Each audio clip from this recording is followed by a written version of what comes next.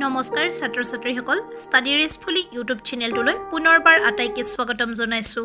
আজিৰ এই ভিডিঅ'টিত আমি এছাম বৰ্ডৰ ৬ষ্ঠ শ্ৰেণীৰ হিন্দী বিষয়ৰ 10 নম্বৰ পাঠ বাঘ और बटोही সাধুটো হিন্দী আৰু অসমীয়া দুয়োটা ভাষাতে পঢ়িম। মৰমৰ ছাত্ৰ ছাত্ৰীসকল এই গল্পটো তোমালোকলৈ চিত্ৰকথা অথবা ছবি গল্প অথবা কমিকৰ মাধ্যমেৰে আগবঢ়োৱা হৈছে। তোমালোকে এই গল্পটোক কাৰ্টুন গল্প বুলিও ক'ব পাৰা। ব'লা তেন্তে দেৰি নকৰি ভিডিঅ'টি আৰম্ভ কৰোঁ। बाघ और बटोही। एक बाघ इतना बूढ़ा हो गया था कि शिकार नहीं कर पाता था। एक दिन दलदल वाले तालाब के पास उसने सोने का कंगन देखा। এটা বাঘ ইমানেই বুঢ়া হৈছিল যে সি আৰু চিকাৰ কৰিব নোৱাৰা হৈছিল। এদিন জলাশয়ৰ পুখুৰী এটাৰ ওচৰত সি সোণৰ এপাত খাৰু দেখিলে। মৰমৰ ছাত্ৰ ছাত্ৰীসকল জলাশয় পুখুৰী অথবা দলদল ৱালে তালাব মানে হৈছে বোকাৰে ভৰা পুখুৰী। ইছে উঠালো শায়দ কভি কাম আয়ে। বুঢ়া বাঘটোৱে মনতে খাৰুপাত তুলি লোৱাৰ কথা ভাবিলে। চাগে কেতিয়াবা কিবা কামত আহে।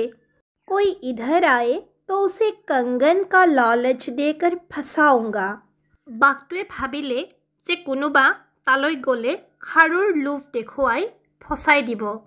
थोड़ी देर में एक बटोही तालाब के दूसरे किनारे पर आया।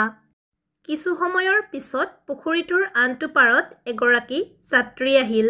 बाघ ने उसे देखा। मुझे आदमी का मांस अच्छा लगता है और आदमी को स्वर्ण प्रिय है।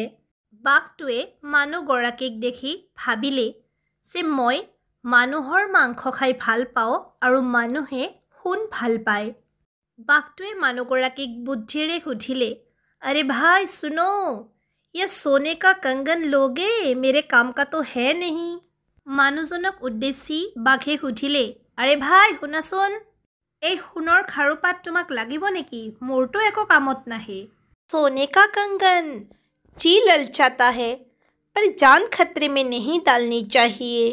যাত্ৰীগৰাকীৰ সোণৰ খাৰুৰ কথা ভাবি লোভ লাগি যায়। কিন্তু যাত্ৰীগৰাকীয়ে ভাবিলে যে নিজৰ জীৱনটোক বিপদত পেলোৱাটো উচিত নহ'ব। उसने बाघ को देखा। हो कंगन में ले तो लूँ, पर तुम्हारे जैसे हिंसक जानवर का विश्वास कैसे करूँ? যাত্ৰীগৰাকীয়ে বাঘটোক ক'লে যে খাৰুপাতটো মই লৈ ল'ম, কিন্তু তোমাৰ দৰে হিংস্ৰ প্ৰাণী এটাক বিশ্বাসনো কেনেদৰে কৰোঁ? तुम्हारा संदेह ठीक ही है।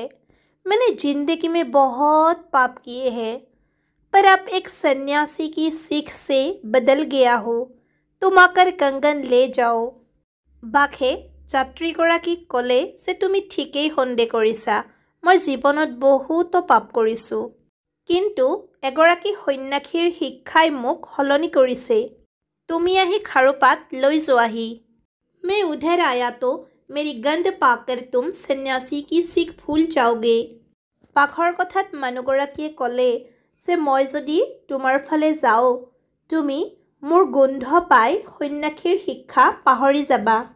नहीं भूलूंगा, फिर बूढ़ा हो गया हूँ, मेरे नाखून खींच गए हैं। तुम डरो मत, तालाब में उतरो और इधर आकर कंगन ले जाओ। যাত্ৰীৰ কথাত বাঘে ক'লে যে নাপাহৰোঁ, তাতে আকৌ বুঢ়াও হৈছোঁ, নখবোৰো ক্ষয় হৈছে, তুমি ভয় নকৰিবা। পুখুৰীত নামি এইপিনে আহি খাৰুপাত লৈ যোৱা। बटोही पर सोने का लालच ऐसा सवार हुआ कि बाघ का डर भूल गया। लगता है बाघ सच कह रहा है। मैं उस पर जाकर कंगन ले लूँ। যাত্ৰীগৰাকীৰ মনৰ পৰা সোণৰ লোভে বাঘৰ ভয় নাইকিয়া কৰি দিলে। ভাবিলে যে বাঘে সঁচা কথা কৈছে। ভাবিলে যে মই আনটো পাৰে গৈ খাৰুপাত লৈ লওঁ। उसने तालाब में 2-4 कदम ही रखे थे कि बाप रे मैं दलदल में फंस गया, कोई निकालो। মানুহগৰাকীয়ে পুখুৰীত এখোজ দুখোজকৈ নমাৰ লগে লগে অনুভৱ কৰিলে যে সি পুখুৰীৰ বোকাত ফচিছে। তাক বোকাৰ পৰা উলিয়াবৰ বাবে চিঞৰিব ধৰিলে, हो तुम फंस गए, पर घबराओ मत, मैं आकर निकालता हूँ। চতুৰ বাঘটোৱে ক'বলৈ ধৰিলে তুমি ফচি গৈছা, কিন্তু ভয় নকৰিবা, মই আহি উলিয়াই আছোঁ। बाघ भयंकर मुद्रा में धीरे धीरे बटोही की ओर बढ़ा और उस पर झपट पड़ा। बाघटोৱে লাহে লাহে ভয়ংকৰ ৰূপ ধৰি যাত্ৰীগৰাকীৰ ওচৰ চাপিলে আৰু তেওঁৰ ওপৰত জঁপিয়াই পৰিল।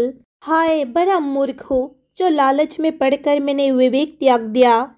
অনুশোচনা কৰি মানুহজনে দুখ কৰিলে যে মই বহুতেই মূৰ্খ, লোভত পৰি নিজৰ বিবেক বুদ্ধি হেৰুৱাই পেলাইছোঁ। মৰমৰ ছাত্ৰ ছাত্ৰীসকল, এই সৰু সাধুটো ইমানতেই শেষ হ'ল। এই সাধুটো লোৱা হৈছে অমৰ চিত্ৰকথা কমিক্সখনৰ পৰা।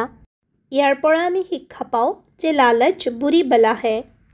আজিলৈ ইমানতে এৰিছোঁ। ভিডিঅ'টি চাই ভাল লাগিলে লাইক, শ্বেয়াৰ আৰু কমেণ্ট কৰিবলৈ নাপাহৰিবা। ধন্যবাদ।